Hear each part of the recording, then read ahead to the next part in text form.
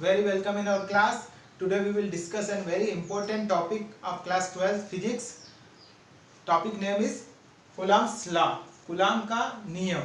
ये नियम फ्रांस के ही एक भौतिक वैज्ञानिक कूलम्ब्स ने दिया था, जिनका पूरा नाम चार्ल्स ऑगस्टिन डी कूलम्ब था. 1784 में दिया था. अब ये नियम दो आवेशों के मध्य जो फोर्स लगता है उसको एक्सप्लेन करने के लिए दिया था. तो इस नियम को पढ़ने के पहले सबसे पहले हम विद डायग्राम इसको समझेंगे. Suppose we have two charges. First is Q1 and second one Q2. ठीक है. अगर मान लो इस चार्जेस पे Q1 और Q2 दो चार्ज हैं, इन पर कोई दो बल लग रहे हैं. माना कि आकर्षण बल लग रहा है या प्रतिकर्षण बल लग रहा है. इस बल को ही डिफाइन करने के लिए कूलम्ब्स ने ये नियम प्रतिपादित किया था, जिसे कूलम्ब का नियम कहते हैं. अब ये कुल मिला के आपको ये ध्यान रखना है कि ये दो आवेशों के मध्य लगने वाले बल के ऊपर डिपेंड करता है पूरा, है ना. अगर भले वो प्रतिकर्षण बल लगे या आकर्षण बल लगे, अट्रैक्शन फोर्स और रिपल्शन फोर्स. ठीक है. And another condition is different distance between two charges is r. ये हम एज्यूम करेंगे, मानेंगे कि चलो इन दोनों के बीच की दूरी क्या है, r है. तो अब इन चीजों को देखते हुए कूलम्ब्स ने क्या स्टेटमेंट दिया था, क्या कथन था कूलम्ब का, वो देख लेते हैं. दो आवेशों के मध्य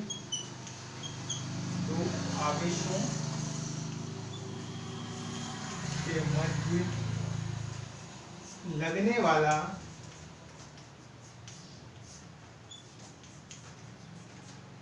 आकर्षण या प्रतिकर्षण, आकर्षण बल या प्रतिकर्षण बल उन आवेशों के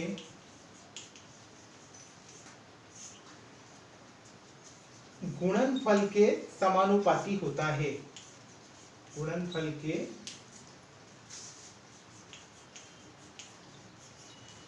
समानुपाती होता है.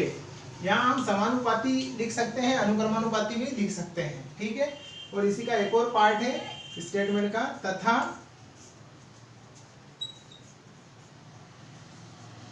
इनके बीच की दूरी, इनके बीच की दूरी का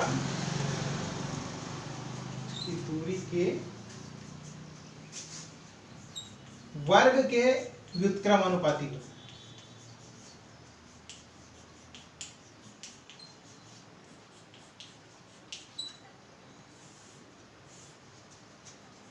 ठीक है.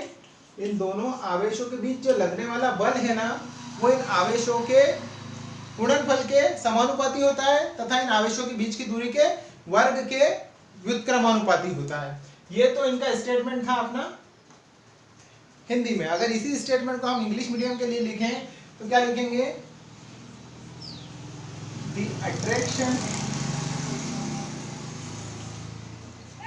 और repulsion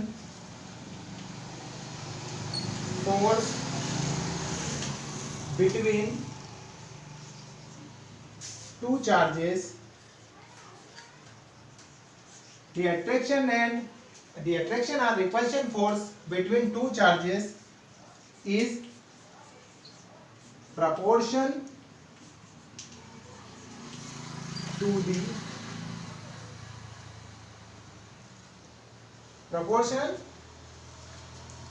the product of those charges. इन दोनों चार्जेस के प्रोडक्ट के प्रोपोर्शनल होगा कौन सा फोर्स जो इन दोनों के बिटवीन लग रहा है. एंड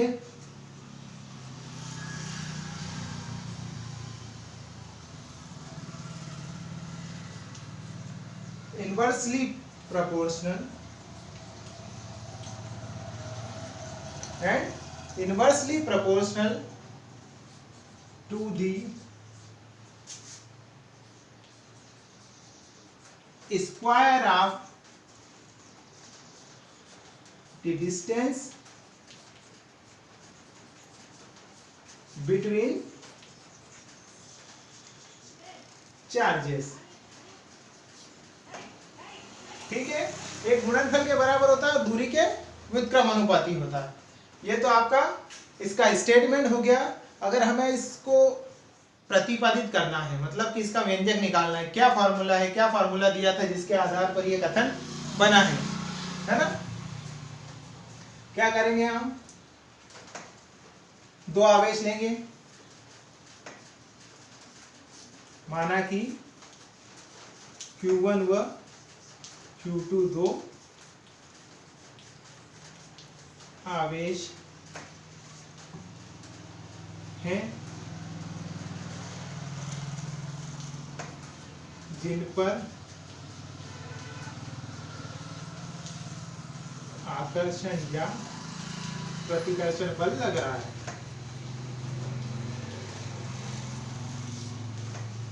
बल लग रहा है, ठीक है। ये तो हमने आवेश ले लिए, इन पर लगने वाला आकर्षण या प्रतिकर्षण, लगने वाला बल F है। ये सब हम कहां से लिख रहे हैं, इस डायग्राम में ही लिखा है हमने। ये क्या है, फोर्स था हमारा, इन पर लगने वाला बल F है। और क्या देख रहे हैं हम, इन आवेशों के बीच की दूरी R है, तथा आवेशों के बीच की दूरी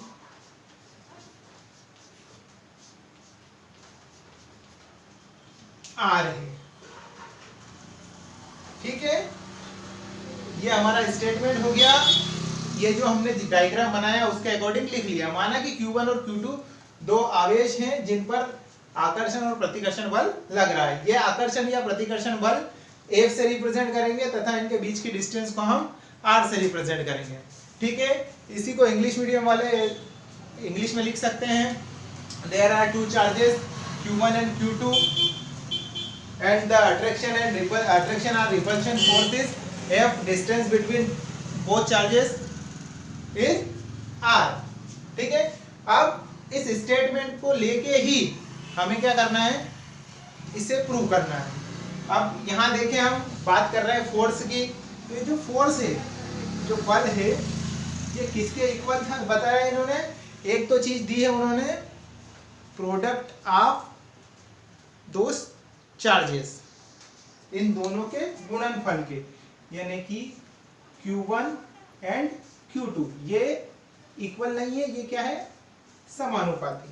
मतलब अगर फोर्स लगेगा, जितना ज्यादा फोर्स लगेगा उतना ही इन दोनों का परिमाण भी अधिक होगा। ये है आपकी इक्वेशन फर्स्ट। और इसी का सेकंड स्टेटमेंट जो था, क्या था, कि यही फोर्स इन दोनों के बीच की डिस्टेंस के स्क्वायर का व्युत्क्रमानुपाती है, इनवर्सली प्रोपोर्शनल है। तो ये सेकंड हमने ले लिया 1/r का स्क्वायर। क्यों, क्योंकि डिस्टेंस हमारी r है, ठीक है। अब अगर हम दोनों को मर्ज करें, दोनों रूल को मर्ज करें, तो लिख सकते हैं हम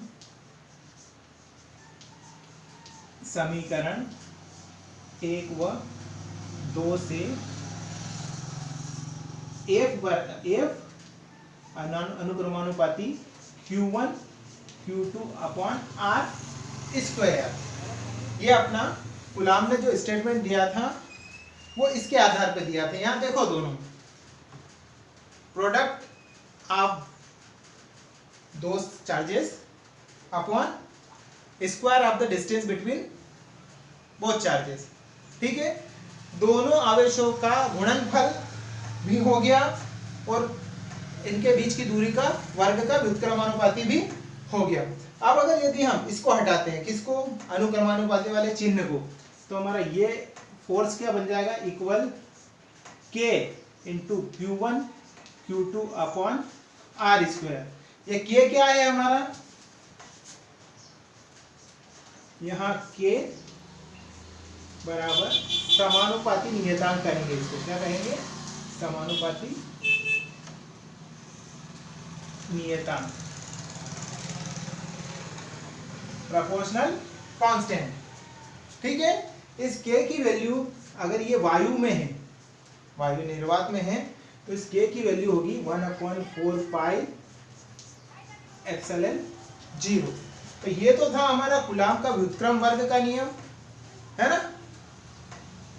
शुरुआत से आपको रिवाइज करना है तो एक बार देख लीजिए बोर्ड से, आवेशों के मध्य लगने वाला बल उन आवेशों के गुणनफल के अनुक्रमानुपाती होता है तथा उन आवेशों के बीच की दूरी के वर्ग के व्युत्क्रमानुपाती होता है। बस ये बेसिक है कूलाम के व्युत्क्रम वर्ग का नियम, बहुत इंपॉर्टेंट क्वेश्चन है ये।